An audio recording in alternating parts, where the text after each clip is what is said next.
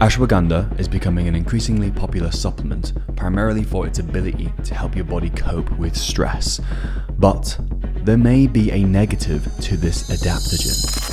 Now, because there's not yet enough long-term research, I implore you to watch this video so I can explain my thesis behind the potential negative effects of ashwagandha. Hi, my name is Alex Demerol. I'm a health and performance coach, and I help high performers find the zone by optimizing their health. Now, ashwagandha can also be known as winter cherry. It's also used in a lot of Indian medicine and goes under the name of Indian ginseng and is known for its improvements in vitality.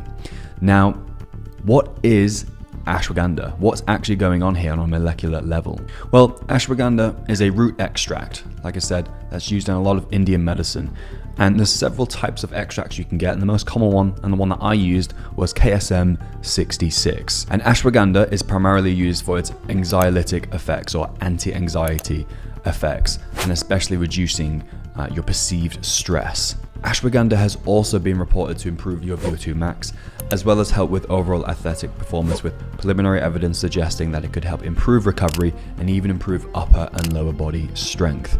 Now, although this research is yet to be rather conclusive, it is quite promising, and this is why I think it's become a very popular supplement, especially for its anti-anxiety effects or stress-reducing effects, which is what I primarily used it for. Because as someone that runs a business, as someone that also teaches people to help cope better with the business, ashwagandha could be a useful tool in helping you reduce that perceived level of stress. Now, it's proposed that the way ashwagandha reduces stress is because it operates on the HPA axis in your body. So this basically reduces your cortisol and helps you better manage your stress. But the negative effects may also be because it operates on this same axis, but in a sense that it goes past the proverbial goalpost, and now you actually become numb, or what can be known as anhedonia, which is a decreased ability to derive joy or interest from things that typically would do so.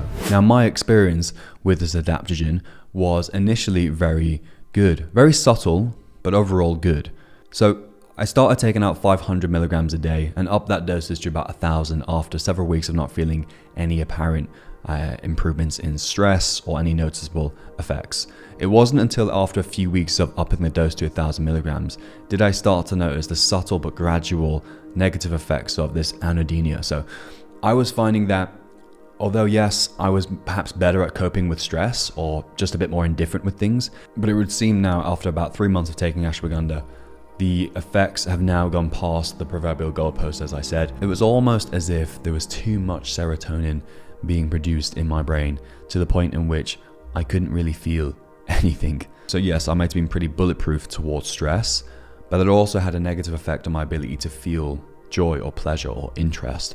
And so it had gone past the desired effect, and the spectrum had now gone into the negative.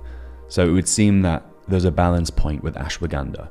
Now, I thought perhaps this can't just be me. So I looked at the literature online to see if there's any obvious or conclusive findings, and I couldn't find anything super solid, only some mechanisms in which ashwagandha operates within your brain, which led me to believe there might be some merit to these negative side effects and how I'm thinking. Now, I didn't find any conclusive research when it came to the negative effects of ashwagandha or the ones that I was experiencing, but I did find a plethora of anecdotal reports of people reporting the same negative effects, mainly that anhedonia. And so it would seem that the same mechanism that can help reduce your level of perceived stress also operates on the same axis, which then eventually passes the proverbial goalpost, as I mentioned, and thus also reduces your perceived level of pleasure or interest from things. And so what can you do here? So some of the people on the forums were suggesting that they cycle off it or cycle back on it. I would actually suggest using ashwagandha, like many things that I teach, as a tool.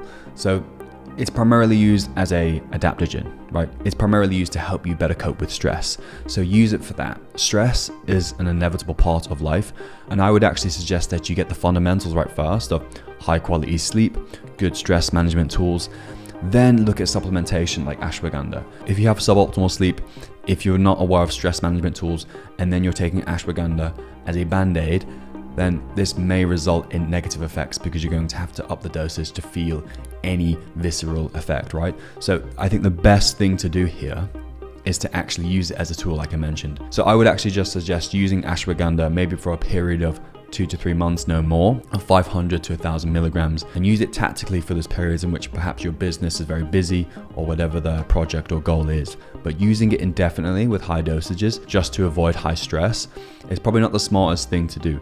And again, the research isn't conclusive here. There's not a lot of long-term research here. So it's better to wager on the safe side.